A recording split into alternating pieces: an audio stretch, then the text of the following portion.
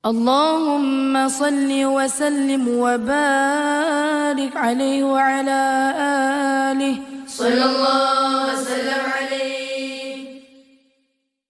Kami meminta pada guru kita Ustaz Abdul Somad untuk mendendangkan satu atau dua bait sholawat dan sekaligus memberikan ijazah kepada kita semua. Bil khusus sana nih pribadi Kiai sangat demen dapat ijazah sholawat. InsyaAllah akan kami amalkan bersama seluruh jamaah, bil khusus jamaah yang ada di kota Palembang. Fadal Kiai. Allahumma sholli ala sayyidina Muhammadin tibbil qulubi wa dawaiha wa afiyatil abdani wa shifaiha wa nuril absari wa dhiyaiha ila akhiri sholawat. Ajaztukum kama ajazani Syekh Abdul Salam Syita Al-Askandarani. Aku ijazahkan sebagaimana aku terima ijazah sholawat ini dari Syekh Abdul Salam Syita di Iskandaria. Mudah-mudahan bermanfaat. Barakallah fikum. Kemudian ada satu lagi yang selalu saya baca dari sejak Qabilna al-ijazah Ustaz. Qabilna al-ijazah. Qabilna ijazah. Al-jannatu wa sa'adun liman wa yusallim wa yubarik alaihi. Al-jannatu wa na'imuha, surga beserta nikmatnya. Sa'adun liman yusalli, menjadi kebahagiaan, balasan liman yusalli, bagi siapa yang bersalawat, wa yusallim, dan bersalawat, mengucapkan salam kepada Nabi Muhammad. Al-jannatu wa na'imuha sa'adun liman yusalli wa yusallim wa yubarik alaihi. Bismillahirrahmanirrahim. Abtadi'ul imla bismidzatil aliyah. Abtadi'ul imla, aku awali mengisi segala kekosongan ini bismidzatil aliyah, dengan ismuzat. Ismuzat itulah Allah al-aliyah, yang maha tinggi. Ini mengamalkan hadis Nabi, kullu amrin dzibalin walam yubda' bismillah wa huwa aqfa. Segala amal yang baik kalau tidak dimulai dengan bismillah, maka amal itu terputus. Maka dimulai dengan bismillah. Bismillahirrahmanirrahim. Abtadi'ul imla bismidzatil aliyah mustadirra faidal barakati ala ma ana lahu wa aulah. Dengan mengucapkan bismillah itu berharap supaya mendapatkan limpahan barakah dari Allah, kita dan semua yang ada di majelis. Ini adalah potongan dari salawat yang disusun oleh Imam Abu Ja'far Al-Barzanji, yang umumnya populer di Aceh, kemudian Sumatera Utara, dan di Riau. Sampai juga ke Palembang, hanya saja di Palembang banyak lagi salawat-salawat karena para habaib berkumpul semuanya di Palembang membawakan salawat.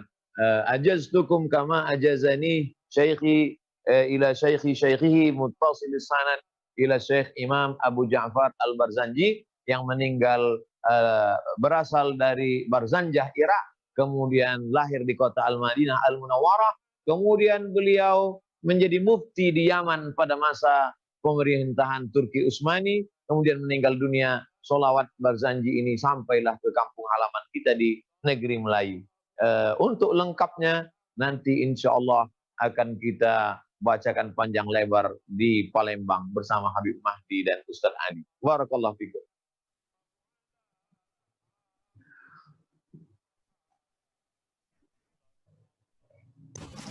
Qabilna al-ijazah Ustaz, qabilna.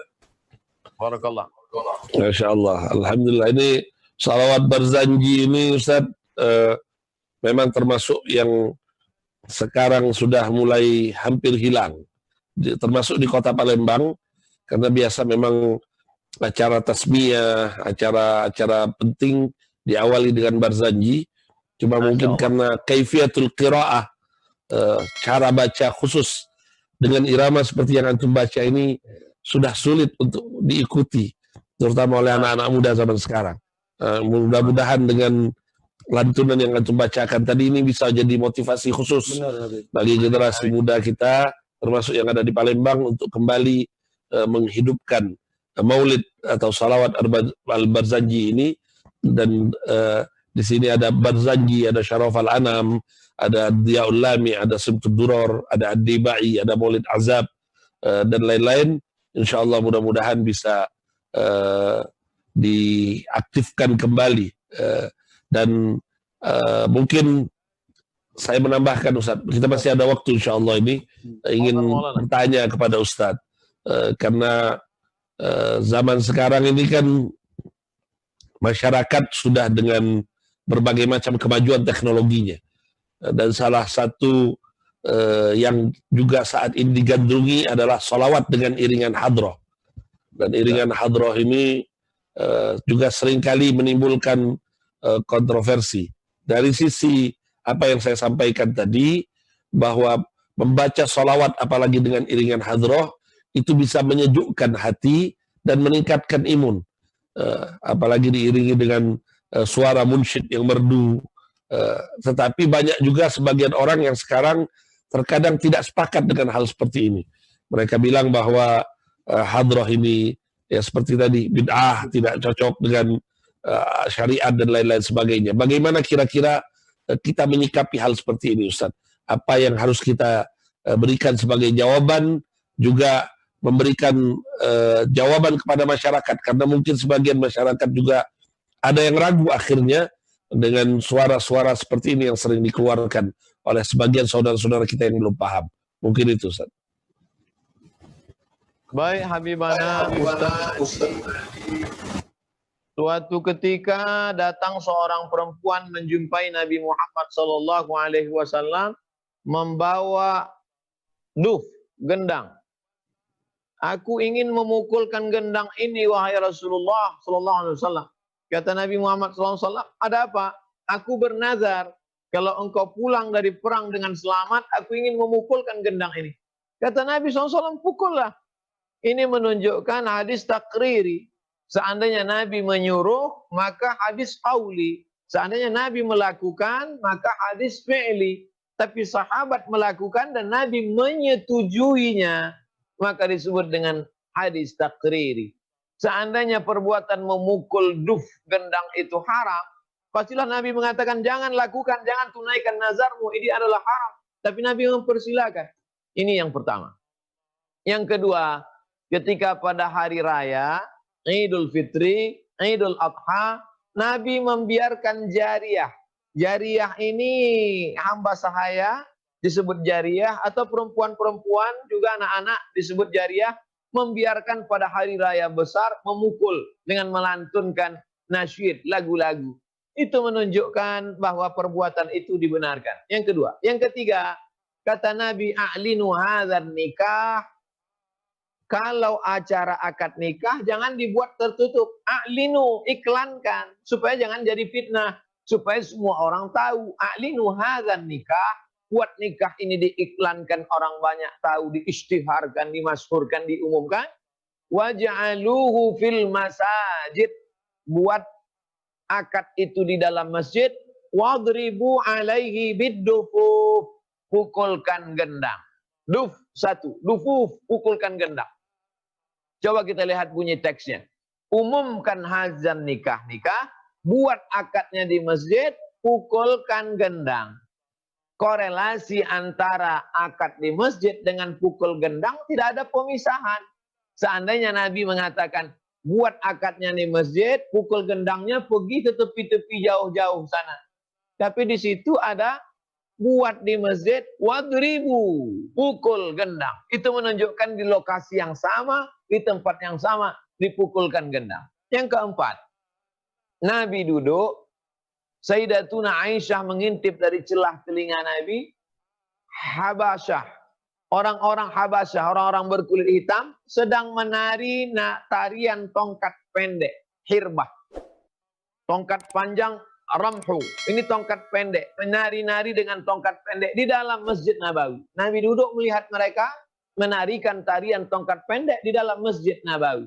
Inilah dijadikan dalil oleh sebagian ulama membolehkan memukul duf di dalam masjid.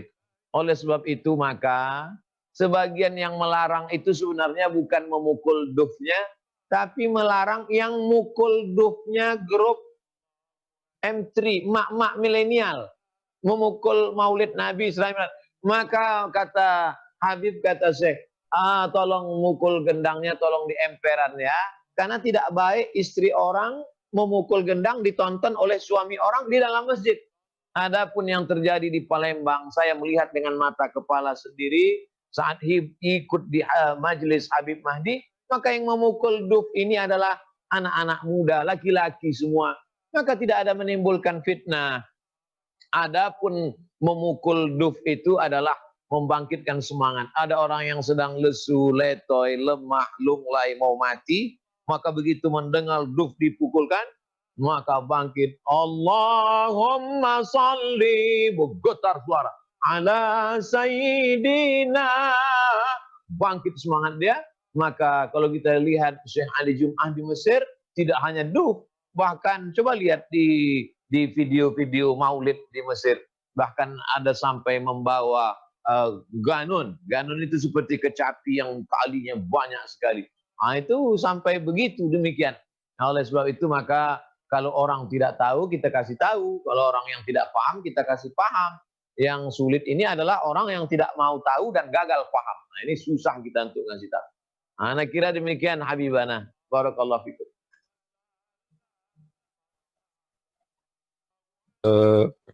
Memperkuat keyakinan bahwasanya apa yang selama ini dilakukan oleh masyarakat kita, termasuk adat kita di Melayu sini, bahwa terbang hadroh atau terbang kalau kita bahasa Melayu kita di sini, ini satu hal yang tidak melanggar syariat, satu hal yang luar biasa memberikan manfaat. Apakah hal-hal seperti ini harus diijazahkan tertentu, Ustadz, untuk memberikan keyakinan juga kepada para remaja, anak-anak kita kadang-kadang ingin mengamalkan sholawat. Tadi alhamdulillah sudah dapat dari antum. Ada semangat motivasi dari anak-anak muda untuk mengamalkan aneka macam jenis sholawat. Apakah tadi perlu ijazah tertentu untuk mereka mengamalkannya, atau cukup bagi mereka yang punya semangat bisa langsung mengamalkan apapun yang ingin mereka baca dari bacaan-bacaan sholawat dan nasyid-nasyid tersebut, Ustaz? Dalam ilmu hadis ada yang disebut dengan turuqut tahammul wal ada. Turuqut tahammul, cara mengambil riwayat, wal ada, cara menyampaikan riwayat. Oleh sebab itu kata Abdullah ibnul Mubarak, al-Imam Abdullah ibnul Mubarak, al-isnad minad din, silsilah keilmuan sanad ini adalah bagian dari agama. Fanzuru amman ta'khudhu dinakum, perhatikan kamu mengambil agama kamu dari siapa. Oleh sebab itu Habib Mahdi bin Syihab mengajarkan agama, beliau mengambilnya dari siapa? Dari Habib Umar bin Hafiz di Hadramaut Tarim Yaman. Habib Umar bin Hafiz dari siapa?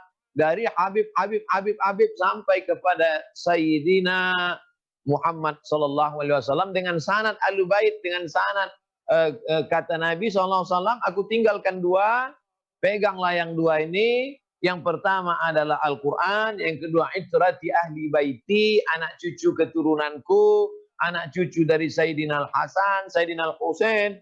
Dan bukti bahwa kebenaran hadis itu sampai hari ini banyak keturunan Sayyidina Al-Hasan, Sayyidina Al-Husain, dari tempat kami belajar di Maroko dulu sampai di Mesir, sampailah di Pulau Sumatera ini.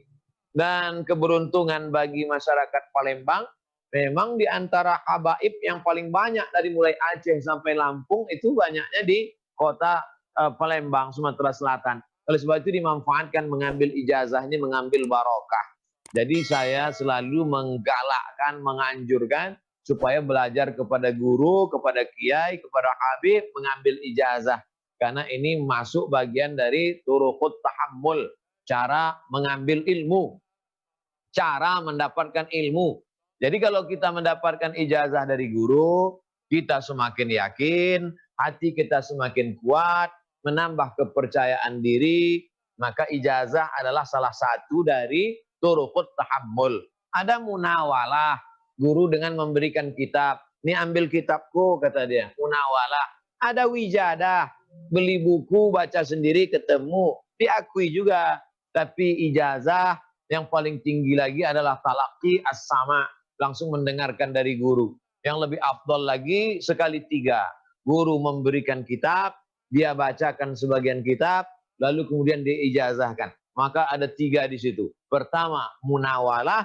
Yang kedua, ijazah. Yang ketiga, sama sekalian. Maka ini afdal sekali. Datang ke Palembang, temui Habib Mahdi, temui para habaib. Masih ada lagi murid tua daripada Sayyid Muhammad bin Alawi bin Abbas Al-Hasani Al-Maliki, Habib Umar Abdul Aziz, yang sanadnya bersambung. Silaturahim ke Palembang, datang kepada habaib, dapat 3 sekalian.